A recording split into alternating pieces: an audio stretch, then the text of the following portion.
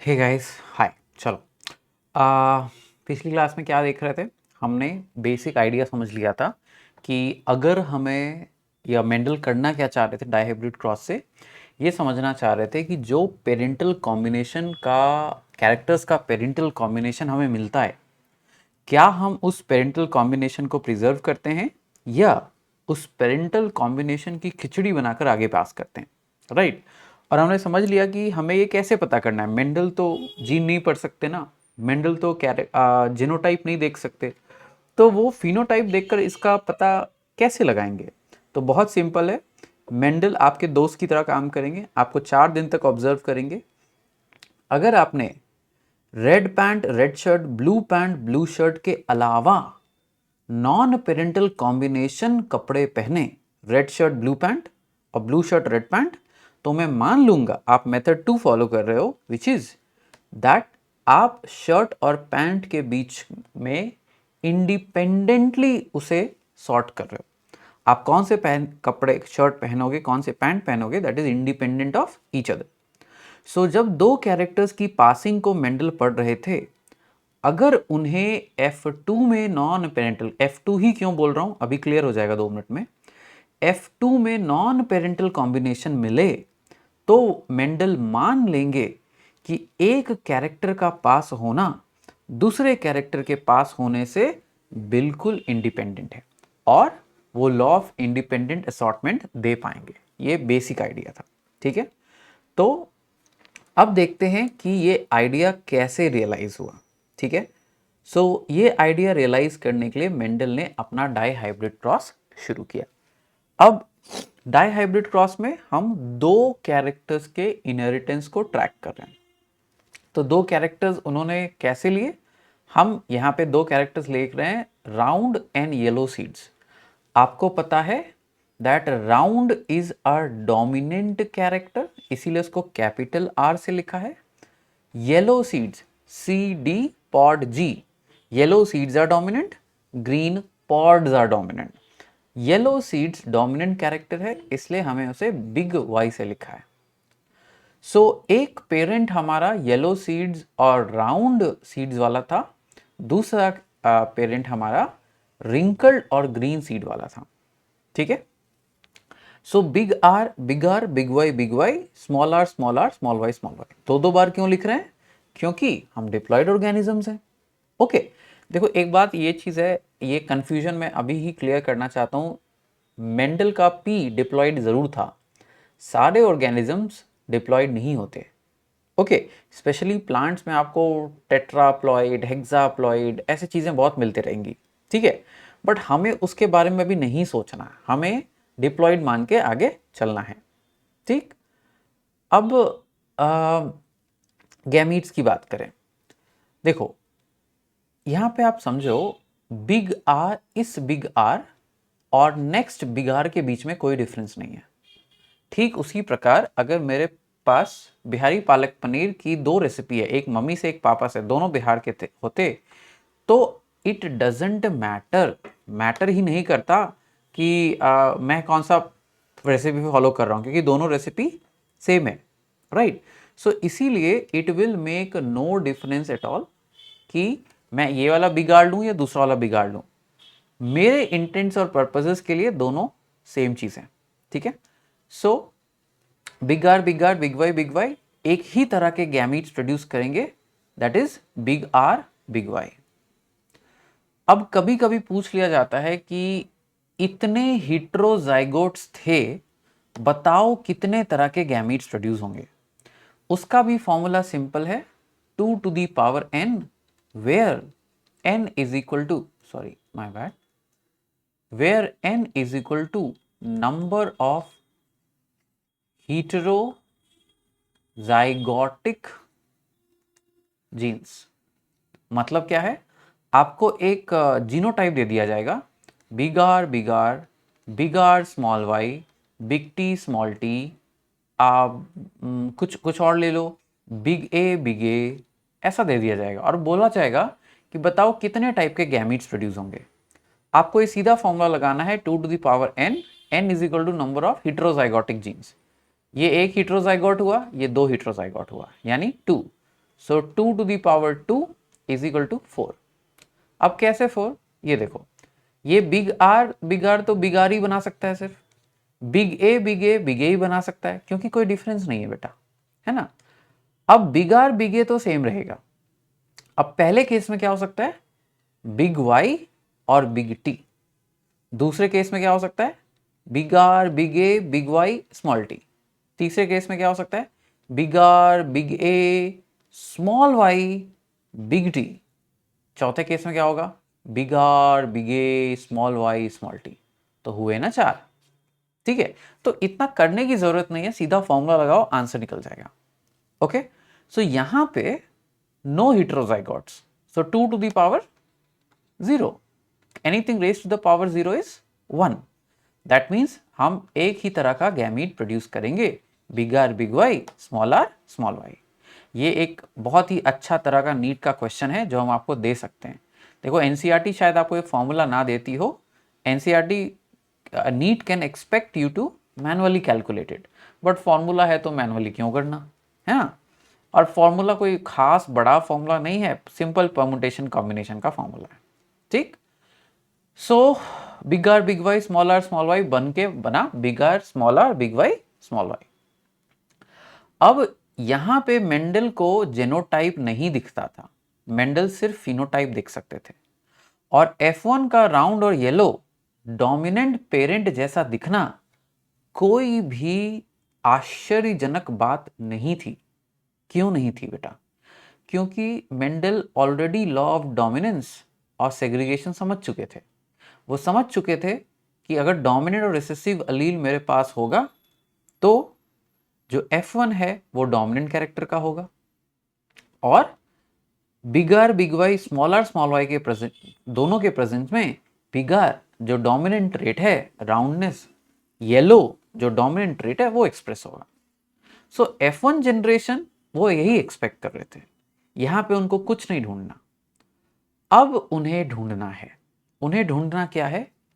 Big R is equal to red shirt, big Y is equal to red pant, small R is equal to blue shirt, small Y is equal to blue pant. क्या मैं big R को big Y के साथ हमेशा रखूंगा क्योंकि मेरे parent से वो वैसे मिला है? स्मॉल आर को हमेशा स्मॉल वाई के साथ रखूंगा क्योंकि मेरे दूसरे पेरेंट से वैसा मिला है? Possibility number 1, method number 1, preserve parental combination. Possibility number 2, मुझे फर्क नहीं पड़ता मुझे किस पेरेंट से क्या मिला है, मैं हर एक पॉसिबिलिटी में मिक्स और मैच करके पहनूंगा। Red shirt red pant, red shirt blue pant, blue shirt blue pant, blue shirt red pant. अगर मैंने हर एक पॉसिबिलिटी को किया तो उसी को हम बोलेंगे independent assortment, they mix and match. ठीक है, अब हम already red shirt red pant देख चुके हैं, तो हम पहले ये लॉजिक लगाएंगे कि अगर डिपेंडेंट असॉर्टमेंट होता तो हमारा रिजल्ट कैसा दिखता। अगर इंडिपेंडेंट असॉर्टमेंट होता तो हमारा रिजल्ट कैसा दिखता। फिर हम हिस्ट्री पे जाएंगे और देखेंगे मेंडल को क्या मिला। मेंडल ने अपने समय में कुछ इसी प्रकार काम किया। उन्होंने मैथमेटिकली ये डिड्यूस किया होगा कि अगर डिपेंडेंट असॉर्टमेंट होगा तो मेरे प्रोजेनी कैसी दिखेगी, अगर इंडिपेंडेंट असॉर्टमेंट होगा तो मेरी प्रोजेनी कैसी दिखेगी। और फिर उन्होंने क्रॉस किया होगा, उन्हें जो रिजल्ट मिला उन्होंने अपने एक्सपेक्टेशन से मैच किया होगा, और बेस्ड ऑन दैट उन्होंने अपना लॉ दिया होगा। ठीक है, तो पहले समझते हैं, अगर डिपेंडेंट असॉर्टमेंट होता, मैं पेरेंटल कॉम्बिनेशन को प्रिजर्व करता। अगर पेरेंटल कॉम्बिनेशन प्रिजर्व होता तो क्या होता? अगर ऐसा होता तो पेरेंटल कॉम्बिनेशन वाले गैमीट्स ही मात्र बना पाते। बिग आर हमेशा बिग वाई के साथ जाता बेटा, स्मॉल आर हमेशा स्मॉल वाई के साथ जाता। तो मेल आपको देते big R big Y small Y, female भी आपको देती big R big Y small R small Y. और जब मैंने इसका पनेट स्क्वायर किया तो पॉसिबल कॉम्बिनेशन क्या आएंगे? Big R big Y, round seeds, yellow seeds. Big R small R, big Y small Y. आप देख रहे हो यहाँ मैं क्या कर रहा हूँ, इनको बस मिला के लिख रहा हूँ, कुछ नया नहीं कर रहा यहाँ पे। इस केस में क्या होगा? Once again round yellow, big R small Y, big R small R, big Y small Y, round yellow, round and yellow dominant है। Small R small Y wrinkled and green. अगर डिपेंडेंट असॉर्टमेंट होता, अगर, तो मुझे सिर्फ दो तरह के फिनोटाइप्स दिखते रिजल्ट में, और ये दो तरह के फिनोटाइप्स पेरेंट जैसे ही होते। अगर मैं पापा के दिए गए शर्ट कलर और मम्मी के दिए गए शर्ट कलर को ही सिर्फ पहनूं, तो मैं 2 दिन 2 अलग तरह के कपड़े का पैटर्न पहनूंगा। एक दिन रेड शर्ट रेड पैंट, एक दिन ब्लू शर्ट ब्लू पैंट। मैं रेड शर्ट ब्लू पैंट नहीं पहनूंगा, मैं ब्लू शर्ट रेड पैंट नहीं पहनूंगा। तो अगर डिपेंडेंट होता तो मुझे ऐसा होता, बट मेंडल को ऐसा दिखा नहीं। मेंडल को 4 फिनोटाइप्स दिखे जो सिर्फ और सिर्फ इंडिपेंडेंट असॉर्टमेंट से एक्सप्लेन किए जा सकते थे। अब इंडिपेंडेंट असॉर्टमेंट क्या कहता है? वो कहता है कि भाई मुझे फर्क नहीं पड़ता कि मुझे किस पेरेंट से क्या कॉम्बिनेशन मिला था, मैं हर पॉसिबल कॉम्बिनेशन पहनूंगा। तो एक दिन मैंने पहना red shirt red pant, big R big Y. एक दिन मैंने पहना red shirt blue pant, big R small Y. एक दिन मैंने पहना blue shirt red pant, small R big Y. एक दिन मैंने पहना blue shirt blue pant, small R small Y. So big R big Y parental gamete है, small R small Y parental gamete है। सो यहां भी लिख दो ये पेरेंटल, ये पेरेंटल, और यहां लिख दो नॉन पेरेंटल, नॉन पेरेंटल। याद रखना बेटा, नॉन पेरेंटल को ही कभी कभी आप रिकॉम्बिनेंट भी कहते हो। क्यों कह रहे हैं अभी समझेंगे थोड़ा डिटेल में, डोंट वरी अबाउट इट। ठीक है, अब मुझे क्या करना है, बस पनेट स्क्वायर ही तो करना है। नाउ इट्स वेरी इजी, आप दोनों को मैच करो, लिख दो। ठीक है, अब जब ऐसा किया तो मुझे क्या मिला? आपके सामने टेबल बना हुआ है। ठीक है, बेहतर होगा आप ये टेबल खुद बनाओ। अगर आप सिर्फ बना बनाई चीज देखोगे तो बेटा that's not wise. Dihybrid cross तो आपको बना के लिखना ही चाहिए। ओके, जब उन्होंने टेबल बनाया, आई थिंक मुझे अपना वीडियो किसी एक दूसरे साइड मूव कर लेना चाहिए। Yes, this is better. जब मुझे ऐसा हुआ तो मुझे कितने जेनोटाइप्स और फिनोटाइप्स दिखे? तो मुझे 4 फिनोटाइप्स तो बहुत आराम से दिख रहे हैं। पहला फिनोटाइप क्या दिख रहा है? Round yellow. मैं पेरेंटल फिनोटाइप को मैं ब्लू कलर से लिख रहा हूं। पहला फिनोटाइप मुझे क्या दिखा? Round yellow. काउंट करो तो आपको 9 मिलेंगे। 1 2 3 4 5 6 7 8 9। और दूसरा पेरेंटल फिनोटाइप क्या था? Wrinkled and green. ऐसा आपको कौन मिलेगा? सिर्फ 1। ठीक, अब नॉन पेरेंटल कितने मिले?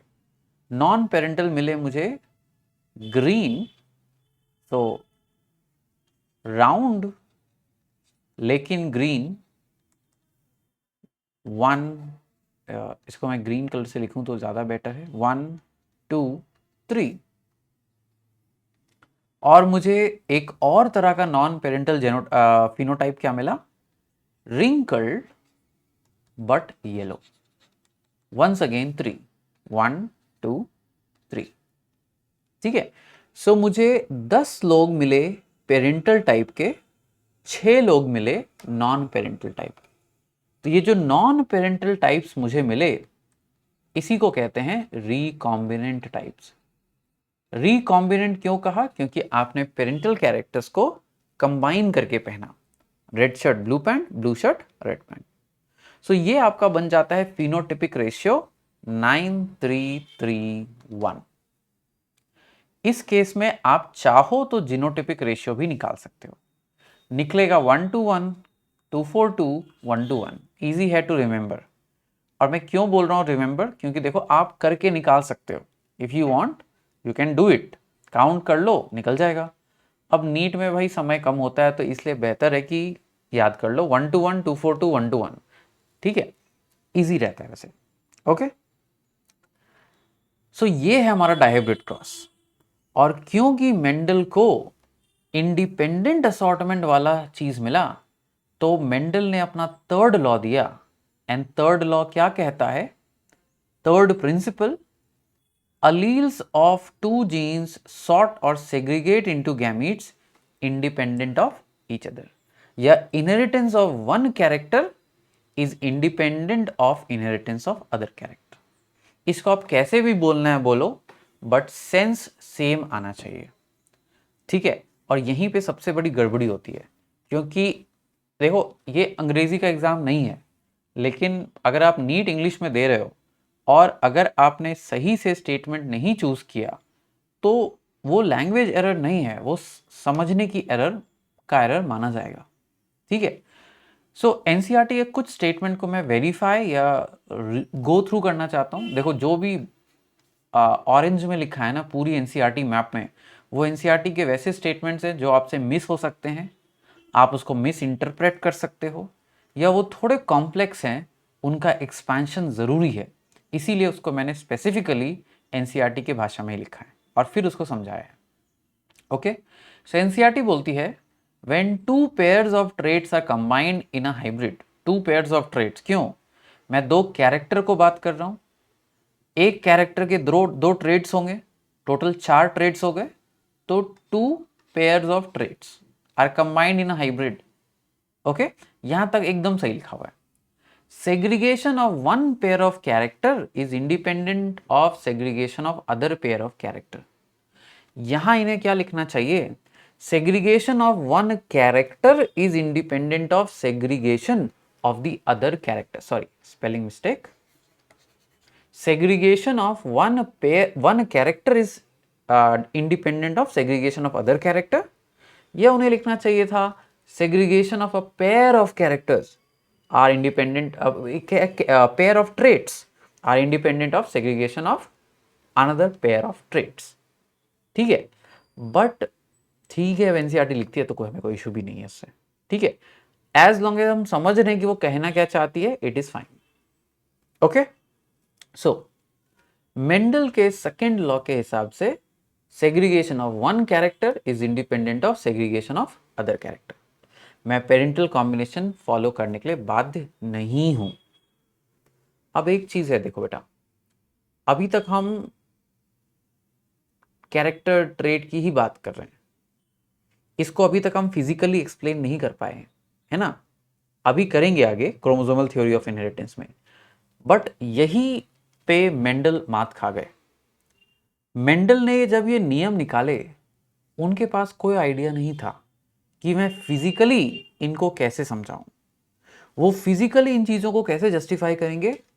यहां पे मेंडल की कमजोरी थी, और इसी कमजोरी की वजह से एक मेजर प्रॉब्लम बना कि वो इस चीज को डिफेंड नहीं कर पाए, क्योंकि उन्हें पता नहीं था। अब ये उनकी कमजोरी नहीं है, ये समय का लिमिटेशन था। ठीक है, बट फिर भी जो उन्होंने कहा था वो 100% डेटा से बैक्ड था, मैथ से रिप्रेजेंटेड और वैलिडेटेड था, तो उनकी थ्योरी को तो बिल्कुल भी मान लेना चाहिए था। लेकिन आप समझो, आज भले ही इंस्टाग्राम और फेसबुक का जमाना है, मेंडल का वर्क पब्लिश हुआ था 1865 में। ओके, और ओरिजिनल भाषा उस समय जब जब पब्लिश हुआ था, that was not in English. Okay, तो उसको समझ पाना भी बहुत मुश्किल था। ओके, ओरिजिनली इसे जर्मन में पब्लिश किया गया था, बाद में इसका रूपांतरण, इसका ट्रांसलेशन किया गया इंग्लिश में, और ये यूरोप के बाहर भी फैला, और फिर धीरे धीरे 3 साइंटिस्ट ने इसको रीडिस्कवर किया। सो पहले मेंडल ने ब्रनो नेचुरल सोसाइटी के उनके डिस्कशन में अपने वर्क को प्रेजेंट किया। पेपर को 1866 में पब्लिश किया गया था। एनसीईआरटी बोलती है 1865, हम भी बोलेंगे 1865। बट क्या वजह थे कि इतना एडवांस होने के बावजूद मेंडल का वर्क एक्सेप्ट नहीं हुआ? पहला था lack of circulation and publication. उन दिनों पब्लिकेशन उतना भी अच्छा नहीं था, so it was not widely circulated and publicised. बहुत कम लोग समझ पाए थे। सो आजकल भी तो वैसा ही कुछ होता है ना। आजकल इतना ज़्यादा, देखो आज उसका ऑपोजिट हो रहा है। पहले सर्कुलेशन बहुत कम था, आज हर चीज़ का सर्कुलेशन इतना ज़्यादा है कि आप कुछ भी चीज़ को सुन के सच मान लेते हो। व्हाट्सएप यूनिवर्सिटी जिंदाबाद। मैं बीच बीच में ऐसे जोक इसलिए मार रहा हूँ कि I am basically trying to tell you what you shouldn't be doing. कोई भी चीज़ को पढ़ो तो ध्यान से पढ़ो, ध्यान से सुनो, पूरा अटेंशन दो। वहाँ पे हवा हवा में बातें करना, सुनना, बोलना बंद करो। जो सुन रहे हो, जो पढ़ रहे हो, जो समझ रहे हो, उसको डिटेल में सुनो, समझो या बोलो। हवा हवाई is not something that will work for you. So Mendel का work was not publicised, was not circulated in a huge amount. ठीक है। दूसरा मेजर रीजन क्या था? वो फिजिकली एक्सप्लेन नहीं कर पाए। और कैसे कर पाते वो? उस समय उनके तक माइक्रोस्कोपी उतनी नहीं पहुंची थी, वो नहीं देख सकते थे क्रोमोसोम सेल में। तो वो नहीं समझा पाए कि देखो सेल है, क्रोमोसोम है, जीन है। उनको खुद ही आइडिया नहीं था, है ना। तो वो उस चीज को समझा नहीं पाए। और ये हिस्ट्री में कई बार हुआ है। कई बार टेक्नोलॉजिकल लिमिटेशंस की वजह से जब इंट्यूटिव साइंटिस्ट मतलब ऐसे साइंटिस्ट जो बहुत मजेदार तरीके से सोच सकते हैं, वो जब कुछ ग्राउंड ब्रेकिंग बोलते हैं तो उसको मान पाना बहुत मुश्किल होता है। क्योंकि वो जो समझाने की कोशिश कर रहे हैं उसको देखने के लिए हमारे पास टेक्नोलॉजी नहीं है। मेंडल के साथ भी कुछ ऐसा ही हुआ। मेंडल ने जो बोला वो बिल्कुल सच था, बट फिजिकली ये क्यों हो रहा है वो मेंडल क्या उस समय किसी को आइडिया नहीं था। ठीक है। तीसरा, उन्होंने मैथमेटिक्स और स्टैटिस्टिक्स का कमाल का इस्तेमाल किया, बट बाकी के पल्ले नहीं पड़ा। वो बोले कि क्या है यार मेंडल, मैथ्स ला रहे हो, कौन समझेगा इतना कॉम्प्लिकेटेड, सिंप्लीफाइड। तो सिंप्लीफाई नहीं कर पाए। ठीक है ना। एक और चीज है, बदलाव। लोग बदलाव से घबराते हैं। ओके। सो मेंडल के समय में थ्योरी ऑफ ब्लेंडेड इनहेरिटेंस बहुत फेमस था। तो एक मंक का आकर यह बोलना कि भाई ब्लेंडिंग नहीं होती है, फैक्टर्स डिस्क्रीट होते हैं, without any physical proof, was too radical idea. बहुत नई चीज है। तो उनके कंटेम्पररीज जो उनके साथ वाले रिसर्चर्स थे, उन्होंने बोला कि यार Mendel, this is just not possible यार, आप बहुत दूर की बातें कर रहे हो। यहां पे मैं किसी को गलत और सही नहीं बोलूंगा। आज सोचो, आज से 30 साल पहले कोई बोलता कि आप घर बैठे बैठे किसी का लेक्चर अटेंड कर सकते हो, तो क्या आप मानने को तैयार होते? आप बोलते क्या बोल रहे हो, नहीं हो सकता, कैसे होगा, मुझे स्कूल जाना है ना। सो दुनिया कभी कभी बहुत बदलती है। सो मे बी फैक्टर्स का डिस्क्रीट होना मान पाना लोगों के लिए बहुत प्रॉब्लमेटिक था, क्योंकि वो उसका फिजिकल बेसिस ही नहीं समझ सकते थे। So that is why Mendel के वर्क को एक्सेप्टेंस नहीं मिला। 35 साल बाद जब 3 अलग अलग साइंटिस्ट एक सिमिलर से एक्सपेरिमेंट्स या थ्योरीज पे रिसर्च कर रहे थे, तब उन्होंने मेंडल के वर्क को डिस्कवर किया और तब जाके मेंडल को क्रेडिट मिला। वो 3 साइंटिस्ट थे, ह्यूगो दी व्राइज, कार्ल कॉरेंस, एरिक वॉन शर्माक। उस समय तक माइक्रोस्कोपी भी बहुत एडवांस हो चुकी थी, सेल डिवीजन और क्रोमोसोम तक पता चल चुका था। तब जाके मेंडलियन थ्योरी और क्रोमोसोमल थ्योरी के बीच में एक एमलगमेशन बना मतलब वो एक दूसरे को कॉम्प्लीमेंट कर पाएगी। ठीक है, ऐसे होता है, ऐसे हम जस्टिफाई कर सकते हैं मेंडल की थ्योरी को। ठीक है। अब क्रोमोसोमल थ्योरी क्या है ये नेक्स्ट वाली वीडियो में पढ़ेंगे। अब बेटा एक बहुत बहुत इंपॉर्टेंट चीज है, क्रोमोसोमल थ्योरी में मैं सेल डिवीजन कवर करूंगा, बेसिक। बट आपका काम है सेल डिवीजन पढ़ के आना। अगर आप बिना सेल डिवीजन पढ़ के आए तो भाई कहीं ना कहीं तो फंसोगे ही फंसोगे। I will detail the cell division to the best of my possibility and time allowance, but it's better कि आप थोड़ा सा तो पढ़ के आओ यार।